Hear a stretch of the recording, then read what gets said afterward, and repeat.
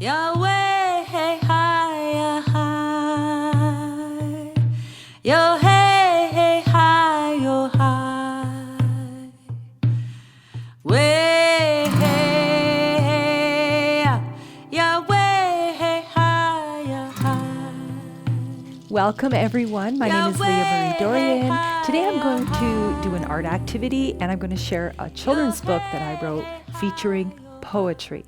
I'm going to read some of the poetry from the book. The book is called Poems to Honor Mother Earth. I wrote the poetry contained in and I did all the artwork in the book. So I'm really excited to share that with you. What we're going to do is we're actually going to compose a poem today and then also take the theme and make an artwork. So we're having poetry and painting today. Well, here is the book. I'm going to read from this, and again, Poems to Honor Mother Earth, written and illustrated by Leah Marie Dorian, which is me. Okay. The publisher of the book is Strong Nations Publishing in British Columbia. And this is the intro page that kind of speaks to the book. And it is a book of poetry inspired by Mother Earth. So I'm going to read this and then I'm going to read some of the poems in the book. As long as I can remember, I have felt very connected to Mother Earth and have always shown my respect to her. When I was a small child, I would play outside in the mud puddles after a rain. I loved being outside, and the rain always left a sweet smell in the air. It was exciting to see earthworms come out of the soil after a long, soaking rain. My dad was a carpenter, and he built a great playground with a swing set and large sandbox in our backyard that was close to our garden, where we grew potatoes. I liked to use my imagination when I played outside. I loved to draw pictures in my sandbox and make mud pies to bake in the hot sun. We lived close to the beautiful North Saskatchewan River. Moving water has always been a treasured subject within my writing career. I believe I became a creative poet, writer, and artist because of all the time I spent playing outdoors. So that intros my book of poetry. The first poem is called Walking Softly. Here's a piece of the artwork that goes with it. And I'm going to read the poem and I'll share another poem and then we will try some poetry activities ourselves. So here's the page with the poem. Upon gracious land we walk humbly. Over hills of green prairie grass we go softly. O'er sage-covered hills we walk proudly. With the warm summer breeze in rhythm with life we walk gently. Walking softly, little earthly creatures lumbering across a long winding path. They crawl and they wiggle through colored gravel and rock with no worry nor care in the world, walking softly. This place moves me so fine with the sun gazing down. This is where I need to be free. So softly I walk with my own 2 feet, walking softly. And that's one of my poems about walking on the land, feeling your feet, taking gentle steps. And the artwork, of course, that I've done in the book really supports that feeling in the poetry and tries to take the imagery and the emotion of the poem and bring that into, a picture. So another poem in the book is called The Mountain Sang. I'm not going to read that one, but I am going to jump ahead to one of my other poems in the book because a lot of my poems in this book they have to connect to Mother Earth. That's one of the goals of this piece of children's literature is to share poetry inspired by the earth. This poem really brings to life the character of things from nature. And I hope you enjoy it. It's got a lot of art integrated into the poem to bring the poem to a visual form. Wrapped in fine colors. In grand plumes of short gray and spry little red feathers, red-breasted robin cries loudly atop his birch tree pulpit, delivering news of spring's honorable arrival. In regalia colors, a fuzzy yellow bumblebee ambassador, dressed in his best, busily buzzes en route to renew the summer flower treaty. With direction and determination, the goose nation travels in black and white unison across the harvest moon sky to the fall equinox gathering. Dressed in her mighty fur robe, regalia of gray and white, Grey Wolf runs sure-footed and determined over finely packed trails to her winter solstice Northern Council meeting.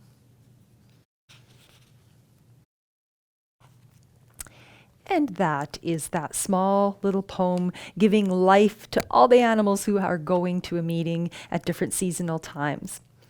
So as the book flows, the last poem I want to read, because we're going to do our own poem today, is the poem dedicated to water.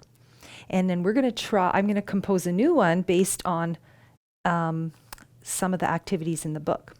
So I'm going to read the water one, and then we're going to make a poem here live together and see what we can do to inspire a future painting. It's called Water. Water is like medicine dancing down rocky crevices and sparkling in the sun. I feel relaxed and calm in water's presence. I am moved by water as it dances, twirls, and flows. In my life, I know that water heals. Water sounds like lightning and thunder. Sometimes water is like a clear, calm day. I wish everyone had clean water. Water is life. Water has spirit. Water is within me. And that is the poem I created about water. So on this next page, I have a little creative writing where we're going to activity where we create our water poem. So I'm going to follow, actually, I have what we call little sentence stems to prompt a poem. And I'm going to get anybody who wants to try can use the sentence stems here to make your own water poem. So I'm going to make one right here to inspire the next step. So in the book, we're going to just title it Water. Every poem usually has a title. You can make your own title. We're keeping this consistent with the theme. And I'm going to put, because a poem, you can put right under your own water poem by, and I'm going to put my name, a poem by Leah Dorian. Okay, and the first group of 4, okay, this is a stanza, starts with water is like. And so you can fill in the sentence stem. Water is like, I'm going to go with the word peace. Because to me, water brings me such calm and peace. And then the next sentence stem in the activity, when it. So now I have to add to my poem. Okay, water is like peace when it flows. I live near the North Saskatchewan River, so I know how I feel when the water flows. I feel so peaceful. So I'm going to add that to that sentence.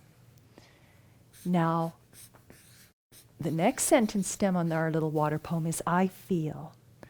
I feel peace, and I already mentioned I feel calm. So that's going to be the next line of my poem. The next is another I statement, and I am. And I'm going to put another feeling word. I am happy. So you could stop your poem there. You know, water is like peace when it flows. I feel calm. I am happy. You could end it there, but I'm trying to push further. And I'm going to another part of the poem, trying to push people further. So the next stem is as it. And I'm going to put moves. And then the next sentence stem, see, it doesn't have to, you can even expand if you want to be really descriptive. I'm keeping it really simple today. I'm doing this from the heart. I'm not overthinking. I'm having some fun. If I don't like it, I can make a new poem and change it. This could be draft 1, and I could add to it if I want. The next stem is in my life. I know that as it moves in my life, I know that life is flowing forward. You can make your prompt as long as you want. And then the next sentence stem is water sounds like. Water sounds like bubbles. Because I like fun. So sounds like bubbles. And the next I have, so I could even stop there and end up with a happy note and a bubbly note, or I can keep going to the next chunk, the next stanza, which is started with the stem. Sometimes water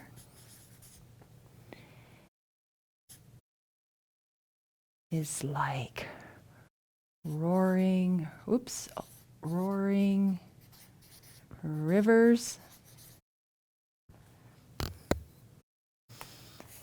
I wish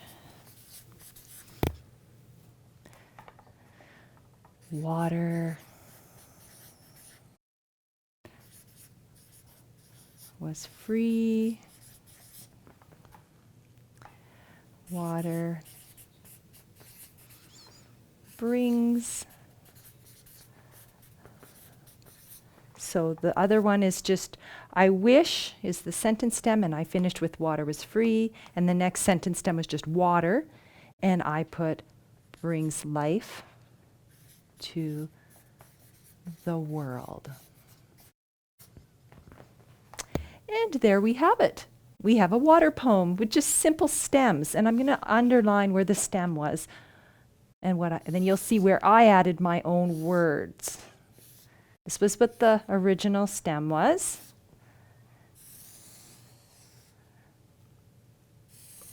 And then you'll see what, of course, I added my own little statements and identity. Alrighty, so there is my water poem. Water, a poem by Leah Dorian. Water is like peace. When it flows, I feel calm. I am happy. As it moves in my life, I know that life is flowing forward. Water sounds like bubbles. Sometimes water is like roaring rivers. I wish water was free. Water brings life to the world. So it's just that simple to create a poem with a little prompting. My book has provided that to encourage people of any age, any background, any place. We are all connected by water. And everyone has the ability to use their imagination and imagine water and create their own poem. So what we're going to do now is we're going to create a poem, a painting based on water. And I'm going to encourage you to think about what water means to you, what types of water you want to represent, and start a painting with water. I have created this painting. I did a little rough sketch on just blank white paper. I used a pen and a white eraser, and I created a pre-idea. And then I took that idea and I used my pencil and I kind of roughed in where I wanted to paint. And this is a work in progress. And it was my emotional feel of water as it moves, kind of like my poem, moving water, roaring rivers, and just how water makes me feel peaceful. So you'll notice there's lots of like flowing lines, kind of like little water waves, currents. And then of course I have little copper moons, because to me the moon and the water have a deep connection in natural law cycles, and I wanted that to be part of it. So I'm going to move that in progress painting. What you'll need is, of course, a mini canvas. or a hardboard canvas. They're both wonderful to work with. I really like the canvas stretched on a frame. I love the flexibility and the warmth in that. But these canvas hardboards are wonderful because they're so durable. So whatever you want to use, those are two wonderful options. And they both have different, you work with them differently. So once you pick your canvas, you'll need a pencil and eraser. I suggest to go out with your sketchbook, a piece of paper, pencil, pen, and just draw around water and do some field research. Today, because I'm not actually near a lake or a river, I have to use my imagination. And what I'm going to do is sort of think about, what do I want? I'm just going to start going with what water, moving water. And because I live near Prince Albert and I'm around the river and I have access to all those beautiful northern lakes, my poem really did today talk about the river. I'm going to represent what moving water feels to me. And there's always a riverbank. So I'm just going to kind of free sketch today. Now, where I live near Prince Albert, one side is of the river is more northern. The trees are more spruce, pine, jack pine. And the one side is actually different types. It's more prairie and mixed trees, a mixed forest with deciduous trees. It's quite neat. So from my side of the river looking across, I see all these kind of spruce trees. So I'm going to put these spruce trees and rough in some ideas, because that's a view that I have had all my life from the south side looking to the north. So I'm going to keep it simple like that. I really like that. I really want to make sure that that river feels like there's movement, so I'm going to use flow lines. I'm pretty happy with that. So that's going to be my composition today. What I encourage, once you've committed and you have everything where you want it, I suggest taking a Sharpie to bold your pencil lines. Because what happens when we start painting is we tend to lose some of our original sketch if you choose to do this type of way of working. I have some students, and they just literally attack a canvas and just go with it. They don't put a sketch on, they just start painting. And that is absolutely an option. You can work whatever way you want. I'm just showing you one method to clear your thinking, get your idea. But I always encourage people to find a way to be creative that works for you. Some days I feel like just tacking a canvas and start painting and not having too much of a idea in mind. So there's, depending on how you're feeling and how you want to work, there are many ways to get to the same creative end and different techniques to get there. But this definitely helps, keep things clear, puts the composition together. And this is my feeling of the North Saskatchewan River that has really influenced my life.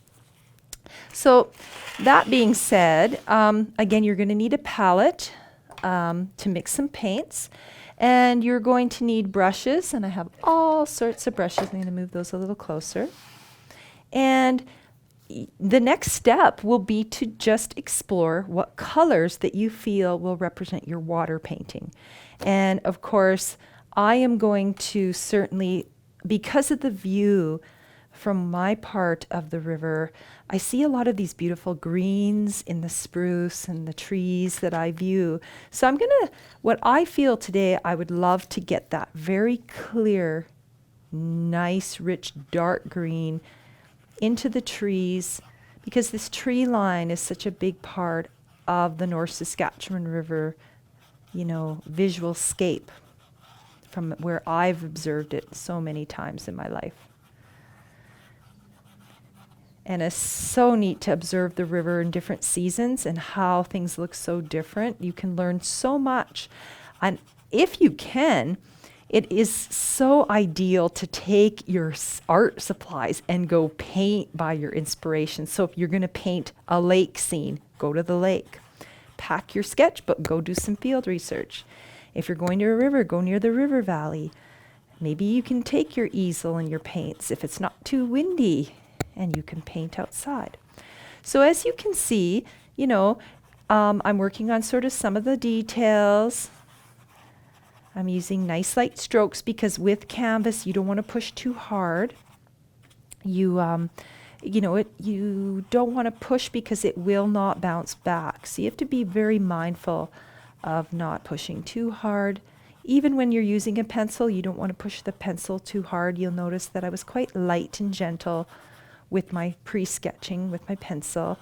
And even with the Sharpie marker, you want to not stay in one place too long and press too hard because canvas just does not bounce back. So as you can see how fun and how just with those nice Sharpie lines, how it helps me, guide me. I could go take a break and clearly see where I ended because my lines tell me, and it's easy to take little breaks and let things dry and then come back. So I'm going to have my water, and I wash and wipe my brush between color changes. And I find with this like strong outlines and designs, it's just really easy for me, with my style being so vibrant and definitive, and my colors, I usually not a big color mixer. I like to keep my colors true and distinct. You'll notice that just from the artwork in the book that you saw today, is that I really enjoy, keeping those colors rich, separated, and I really love repeating pattern. So I'm just going to show you, you'll notice that some of the paint, always have a painting rag, and if at any time you feel that something fell, you have a good minute to wash and wipe, with a nice I like soft rags that can really absorb well. And so the main thing with your water painting is find a way to tell your own story of what the water means to you in special places. I always encourage people to remember in their imaginations and then represent with an artistic piece those places that are special. And this whole idea today is to find places where water is that means something to you and to really connect with it with an art expression. So I'm enjoying this completely. I'm going to take my time with it, with my artwork. Sometimes I never rush. I take lots of breaks. I'll paint in one section, let it dry, work on another. And I'm quite strategic with how I paint. And I try not to rush, and I really enjoy. So I have two beautiful representations of water on the go, and I will keep working on them.